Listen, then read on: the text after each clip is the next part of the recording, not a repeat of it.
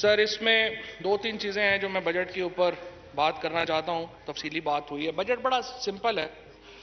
8,000 ارب روپے کا. ڈاکٹر صاحب یا پھر پیچھے ہو جائیں یا پھر تھینک یو سر. تقریباً 8,000 ارب روپے کا ہمارا بجٹ ہے. ہم توقع یہ کر رہے ہیں کہ کوئی 5700 ارب روپیہ ہمیں حاصل ہو جائے گا اپنے ریونیو سورسز سے. پچھلے سال تو کہ 46-4700 ارب روپیہ ہمیں حاصل ہوا ہے. تو ہماری توقع ہے کہ 5700 ارب روپیہ ہم ان ٹیکسز سے حاصل کر لیں گے. اور اس کے بعد جو ہمارا خسارہ ہوگا وہ تقریباً آپ سمجھیے کہ 3,000 ارب روپے کا ہمارا خسارہ ہوگا. اب یہ پیسے جو ہم جمع کریں گے اس میں سے 57% جو ہیں وہ صوبوں کو چلے جائیں گے. تو آپ اندازہ لگا لیں کہ جو 5700 ارب روپے ہمارے پاس آئیں گے اس کا جو 57% ہے وہ صوبوں کو چلے جائیں گے. اور اس کے بعد جو بڑے بڑے خرچے ہیں وہ ہمارے ہیں. کوئی ڈیٹ فیننسنگ ہے 2,000 ارب روپے کی ہماری. اس کے بعد ہم نے 700 ارب روپیہ پے اینڈ پینشنز کا دینا ہے. اور اس کے بعد پھر تیسرا ہمارا جو بجٹ ہے وہ ہمارا ڈیفینس کا ہے.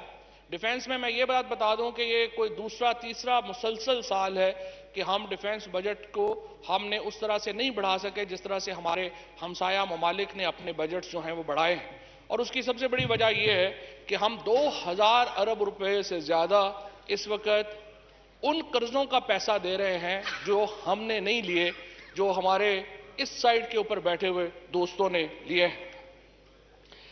یہ جو 2008 اور 2018 کا دور تھا اسپیکر صاحب, یہ کیوں ایک ڈیکیڈ آف ڈارکنیس تھا پاکستان کے لیے؟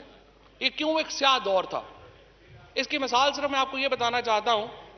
1947 سے لے کے 2006 تک یہ تھوڑا جو بجٹ کے اوپر ایک ہمارے ہاں بحث ہوتی ہے اور یہ بات کرتے ہیں کہ یہ مہنگائی ہو گئی, ظلم ہو گیا, لٹ گئے, مر گئے, برباد ہو گئے. ویسے تو خیر ان کا یہی نیریٹو اگلے 5-7 سال چلنا ہے, کیونکہ ہمارے دوستوں نے, میں نے تو کل مشورہ بھی دیا تھا پچھلی دفعہ کہ خطاطی سیکھ لیں, تو آرام سے یہیں پیچھے سے خطاطی کی, نعرے وغیرہ لکھے, پیچھے کھڑے ہو گئے, لہرا دیا. 5-7 سال آپ کن کن لوگوں کو ہائر کرتے پھریں گے, بچت بھی ہو جائے گی. تو ایشو یہ تھا, یہ ہماری مشکلات کیوں ہیں بجٹ کی؟ آپ کے سامنے میں نے رکھا. ہمارا خرچہ تقریباً 8,000-8,500 ارب روپیہ ہے. ہماری آمدن 5,000-5,500 ارب روپیہ ہے.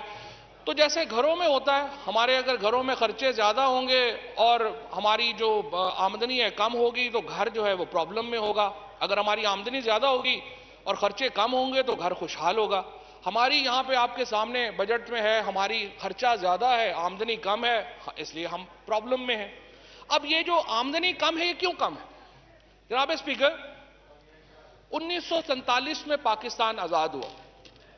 1947 سے لے کر 2008 تک 1947 سے لے کے 2008 تک پاکستان نے کل قرضہ جو انٹرنیشنل قرضہ جو ہم نے لیا, فورن ڈیٹ جس کو ہم کہتے ہیں, وہ لیا, وہ تھا 6,000 ارب روپیہ.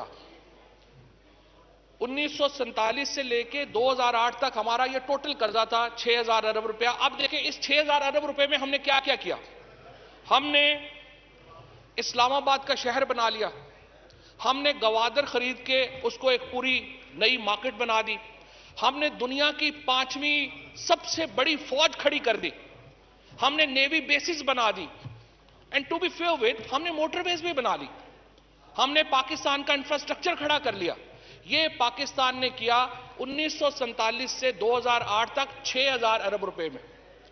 اب جناب اسپیکر 2008 آتا ہے اور ڈیکیڈ آف ڈارکنیس کے پہلے زار آصف زرداری صاحب پاکستان کے اوپر آتے ہیں اور اچانک ہمارا قرضہ جو 6,000 ارب روپے تھا وہ بڑھنا شروع ہو جاتا.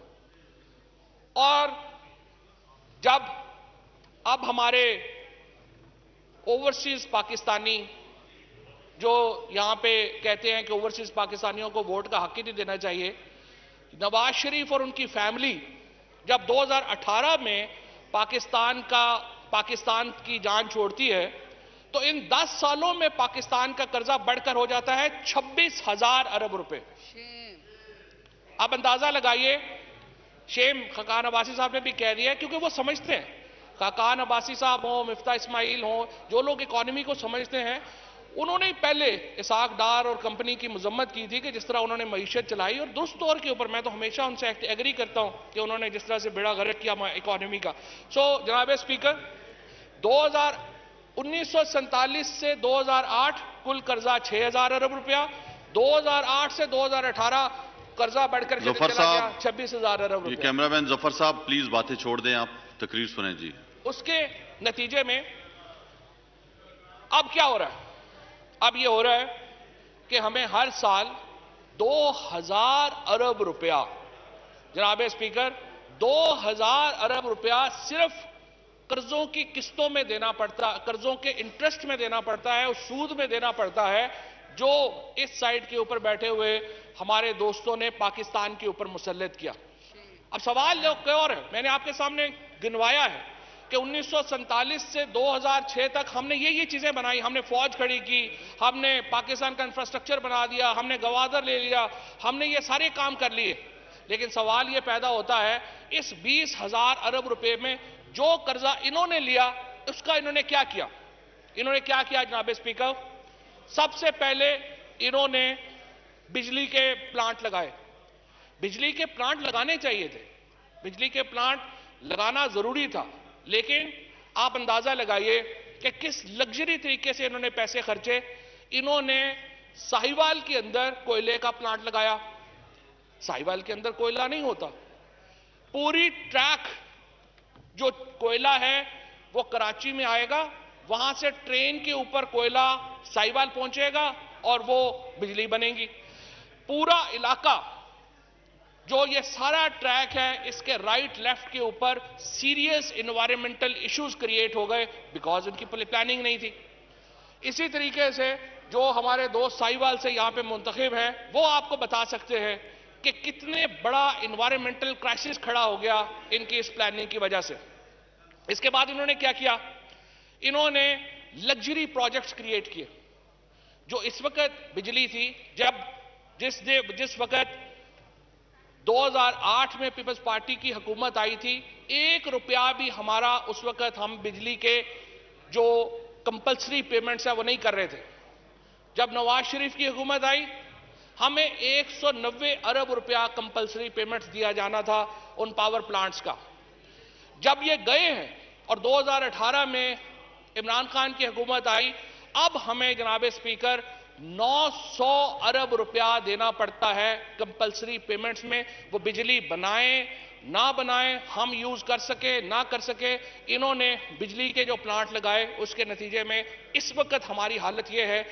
اور 2023 جب آئے گا, جو الیکشن کا سال ہوگا, اس سال ہمیں 1,500 ارب روپیہ دینا پڑے گا کمپلسری پیمنٹس میں بجلی کی. اب آپ دیکھیے کیا تمام بجلی کے پلانٹس لگے, وہ کیسے لگے, ان کے پیچھے کیا کہانیاں ہیں, بتانے کی ضرورت نہیں. کہانیاں سنائیں تو پھر دوست ناراض ہو جاتے ہیں, اٹھ کے واک آؤٹ کر کے چلے جاتے ہیں, اس لیے اس کی طرف میں نہیں جاتا. 2023 میں ہم نے 1,500 ارب روپیہ کمپلسری کا اس کا جو ہے پیسہ دینا ہے. اب یہ دیکھیے یہ پروجیکٹس کیوں غیر ضروری تھے. یہ پروجیکٹس اس لیے غیر ضروری تھے کہ ہماری جو ٹوٹل کیپیسٹی ہے بجلی گھروں سے پہنچانے کی, گھروں پہ, وہ صرف 24,000 میگا واٹ ہے. جب آپ 24,000 میگا واٹ بجلی اٹھا سکتے ہیں اور اس سے زیادہ بجلی آپ اٹھا ہی نہیں سکتے, تو آپ بجلی کے پلانٹس کیوں لگا رہے تھے؟ اس وقت اگر 30,000 میگا واٹ کی ہماری کیپیسٹی ہے بجلی بنانے کی, اور ہمارے پاس صلاحیت نہیں ہے کہ ہم 24,000 میگا واٹ سے زیادہ بجلی اٹھا کے ڈسٹریبیوٹ کر سکیں, تو مجھے بتائیں اس کا کون ذمہ دار ہے؟ آج جو 900 ارب روپیہ ہم دے رہے ہیں, اگر اس کا کوئی ذمہ دار ہے تو وہ یہ صاحبان ہمارے سے سامنا کرنا پڑ رہا. اور یہ پرابلم 18ویں آئینی ترمیم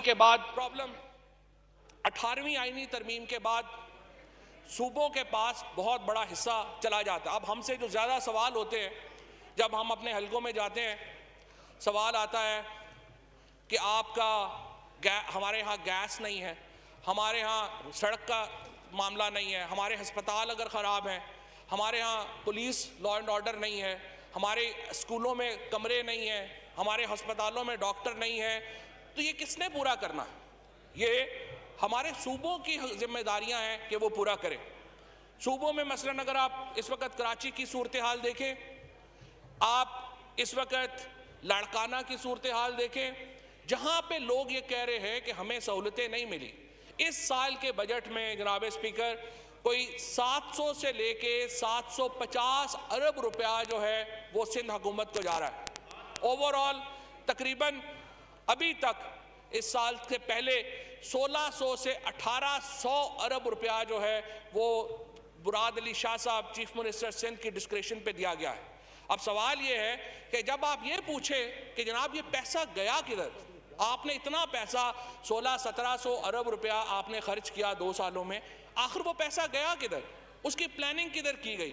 آج کراچی کے اندر، آج آپ دیکھیے کراچی پاکستان کا سب سے بڑا شہر ہے، اگر کوئی منی پاکستان ہے تو کراچی ہے۔